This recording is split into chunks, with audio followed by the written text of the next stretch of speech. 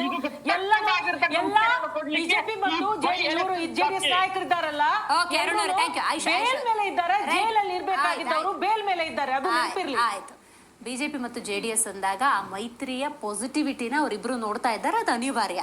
But reality ಅಂತ ನೋಡೋದಾದ್ರೆ ಆಗ್ಲೇ ಆಯುಷ್ ಅವರು ಉಲ್ಲೇಖ ಮಾಡಿದ ಹಾಗೇನೆ ಶಿಗ್ಗಾವಿಯಲ್ಲಿ ಆ ಲಾಸ್ಟ್ ಎಲೆಕ್ಷನ್ ಟೈಮಲ್ಲಿ ಮೀಸಲಾತಿ ಅನ್ನೋದು ಪರಿಣಾಮ ಬೀರುತ್ತಾ, ಮತ್ತು 21 ಹಗರಣಗಳು ಬಿಜೆಪಿಗೆ ನಾವು ಹೊರಗಡೆ ತರ್ತೀವಿ ಅಂತ ಸಿದ್ದರಾಮಯ್ಯನವ್ರು ಹೇಳ್ತಾರೆ. ವಾಲ್ಮೀಕಿ ಮೂಡ ಅಂತೇಳಿ, ಅದೇನೋ ವಾಲ್ಮೀಕಿ ಸಂಡೂರಲ್ಲಿ ಪರಿಣಾಮ ಬೀರುತ್ತೆ, ಮೂಡ ಮೈಸೂರಲ್ಲಿ ಪರಿಣಾಮ ಬೀರುತ್ತೆ ಅನ್ನುವಂಥ ಸ್ಟೇಟ್ಮೆಂಟ್ಗಳಿದಾವಲ್ಲ, ಈ ಹಗರಣಗಳು ಎಲೆಕ್ಷನ್ ಮೇಲೆ ಪರಿಣಾಮ ಬೀರುತ್ತಾ ನಗಣ್ಯನ?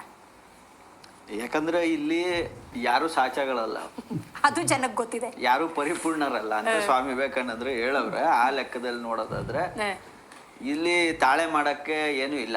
ಬಟ್ ಒಂದ್ ರೀತಿ ಈಗ ನಮ್ಮಲ್ಲಿ ಏನಾಯ್ತು, ವಿಧಾನಸಭಾ ಎಲೆಕ್ಷನ್ ಆಯ್ತು, ಅದಾದ ನಂತರ ಲೋಕಸಭಾ ಎಲೆಕ್ಷನ್ ಬಂತು. ಆಯ್ತು, ವಿಧಾನಸಭೆಯಲ್ಲಿ ಕಾಂಗ್ರೆಸ್ ಗೆಲ್ತು, ಲೋಕಸಭೆಯಲ್ಲಿ NDA ಗೆಲ್ತು.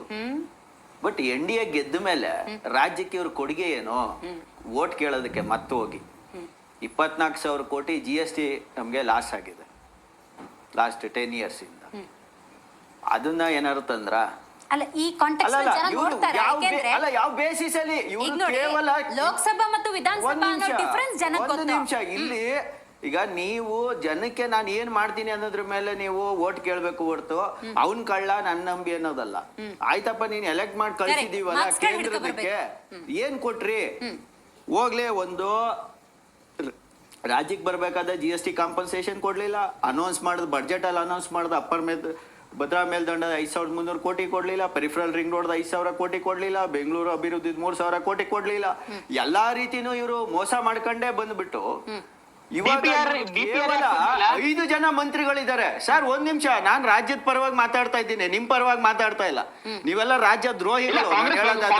ಇವತ್ತು ರಾಜ್ಯದಲ್ಲಿ ನೋಡೋದಾದ್ರೆ 5 ಜನ ಮಂತ್ರಿಗಳು ನೋಡಿ, ದೊಡ್ಡ ದೊಡ್ಡ ಮಂತ್ರಿಗಳಿದ್ದಾರೆ. 5 ಜನ ಮಂತ್ರಿಗಳಿದ್ಕೊಂಡು ರಾಜ್ಯಕ್ಕೆ ಅನ್ಯಾಯ ಮಾಡ್ತಾ ಇದ್ದಾರೆ ಇವರು. ರಾಜ್ಯಕ್ಕೆ ರಾಜದ್ರೋಹಿಗಳು ಅಂತಾನೆ ಕರೀಬಹುದು ನಾವು. ರಾಜ್ಯಕ್ಕೆ ಇವರು ಅತ್ಯಂತ ಅನ್ಯಾಯ ಮಾಡ್ತಾ ಇದ್ದಾರೆ. ಅವ್ರದ್ದೇ NDA ಸಪೋರ್ಟ್ ನಿಮ್ಗೆ ಇದೇನೇನ್ರಿ ಕಲ್ಚರ್ ಕಲ್ಸ್ಕೊಟ್ಟಿರೋದು? ನೀವು ಮಾತಾಡ್ದಾಗ ಸುಮ್ನೆ ಕೂತಿದ್ನಲ್ರಿ, ನಾನ್ ಮಾತಾಡ್ದಾಗ ಸುಮ್ಮನೆ ಕೂತ್ಕೊಳ್ಳೋದ್ ಕಲೀರಿ ಫಸ್ಟ್. ನಾನ್ ಹೇಳೋದು ಇವತ್ತು ಚಂದ್ರಬಾಬು ನಾಯ್ಡು ಏನ್ ಹೇಳ್ತಾ ಇದ್ದಾರೆ, ಉಲ್ಟಾ ಹೊಡಿತಾ ಇದ್ದಾರೆ ಇವತ್ತು. ನಿಮ್ಮ ಪಕ್ಷದ ವಿರುದ್ಧ ಚಂದ್ರಬಾಬು ನಾಯ್ಡು ಉಲ್ಟಾ ಹೊಡಿತಾ ಇದ್ದಾರೆ ಇವತ್ತು. ಮಕ್ಕಳು ಜಾಸ್ತಿ ಮಾಡ್ಕೊಂಡವ್ರು ದುಡ್ಡು ಜಾಸ್ತಿ ಅನ್ನೋ ಪರಿಸ್ಥಿತಿಗೆ ದೇಶ ತಂದಿದ್ದೀರಾ. ಇವತ್ತು ಬೆಂಗಳೂರು ತುಂಬರಿತಾ ಇದೆ, ಬೆಂಗಳೂರು ಕೊಡ್ಬೇಕಾದ ದುಡ್ಡು ಕೊಡ್ತಾ ಇಲ್ಲ, ಬರೀ ಲೂಟಿ ಮಾಡಕ್ ಬಳಸ್ತಾ ಇದ್ದೀರಾ ನೀವು ರಾಜ್ಯವನ್ನ, ಕರ್ನಾಟಕವನ್ನ. ನೀವು ಕರ್ನಾಟಕ ರಾಜ್ಯ ಲೂಟಿ ಮಾಡ್ತಾ ಇದ್ದೀರಾ. ನೀವು ಯಾವುದೇ 1% ನಿಮ್ಗೆ ನೈತಿಕತೆ ಇಲ್ಲ ಕರ್ನಾಟಕ ರಾಜ್ಯದಲ್ಲಿ ಬಂದು ವೋಟ್ ಕೇಳೋದಿಕ್ಕೆ. ನಿಮ್ಗೆ ಒಂದೇ ಒಂದಿದ್ಯಾ ಕೇಳ್ರಿ, ನಿಮ್ಮ ಹೋಮ್ ಮಿನಿಸ್ಟ್ರಿ ಇವತ್ತು weakest home minister in India. 1,250 ಕೋಟಿ ಸೈಬರ್ ಫ್ರಾಡ್ ಆಗುತ್ತೆ, ಕೋಟ್ಯಾಂತರ ರೂಪಾಯಿ, 6,000 ರೂಪಾಯಿ ಕೋಟಿ ಡ್ರಗ್ಸ್ ಏರೋಪ್ಲೇನ್ ಅಲ್ಲಿ ಇಂಡಿಯಾಕ್ಕೆ ಬರುತ್ತೆ. ಆನ್ಲೈನ್ ಸ್ಕ್ಯಾನಿಂಗ್ ಅಂತ ಮಾಡಿ ಜನರನ್ನ ಹಾಳು ಬೀಳಿಸ್ತಾ ಇದ್ದೀರಾ. ಯಾವ್ದೋ ಗುಜರಾತ್ ಇದು ಎದ್ರಲ್ಲಿ ಗುಜರಾತ್ ಅಲ್ಲಿ ಒಂದು ಜೈಲಲ್ಲಿ ಒಬ್ಬ ಅಂಡರ್ ಡಾನ್ ಇಟ್ಕೊಂಡು ದೇಶದಲ್ಲಿ ಜನರನ್ನ ಗುಂಡಿಗೆ ಸಾಯಿಸ್ತಾ ಇದ್ದೀರಾ. ಏನ್ರಿ ನಿಮ್ಗೆ ನೈತಿಕತೆ ಇದೆ? ನಿಮ್ಮ ಹೋಮ್ ಮಿನಿಸ್ಟರ್ ಫಸ್ಟ್ ರಾಜೀನಾಮೆ ಕೊಟ್ಟು ಹೋಗ್ಲಿ, ಆಮೇಲೆ ಮಾತಾಡ್ರಿ ನೀವು ಬೇರೆ ರಾಜ್ಯಗಳ ಬಗ್ಗೆ. ನಿಮ್ಗಳಿಗೆ ಏನ್ ನೈತಿಕತೆ ಇದೆ? ಏನಿದೆ ನಿಮ್ಗೆ ನೈತಿಕತೆ? ನೈತಿಕತೆನೇ ಇಲ್ವಲ್ಲ.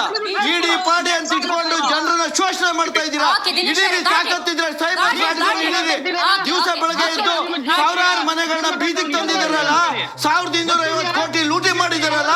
ಆ ಸೈಬರ್ ಫ್ರಾಡ್ ಗಳನ್ನ ಹಿಡೀರಿ ನೀವು. ಸೈಬರ್ ಫ್ರಾಡ್ ಗಳನ್ನ ಅರೆಸ್ಟ್ ಮಾಡಿ ಇಟ್ಕೊಂಡು ಏನ್ ಮಾಡ್ತೀರಾ ನೀವುಗಳು? ರಾಜ್ಯಕ್ಕೆ ದಂಡ ನೀವುಗಳು. ಆಯ್ತು, ಅರುಣ್ ಅವ್ರದ್ದು ರಿಯಾಕ್ಷನ್ ತಗೊಂಡ್ಬರ್ತೀನಿ. ಪ್ಲೀಸ್ ಅರುಣ್ ಅವ್ರು ಏನ್ ಹೇಳ್ತಾ ಇದ್ರಿ? ಪ್ಲೀಸ್. ಓಕೆ, ಪದ್ಮ ಅವರೇ ಹೇಳಿ.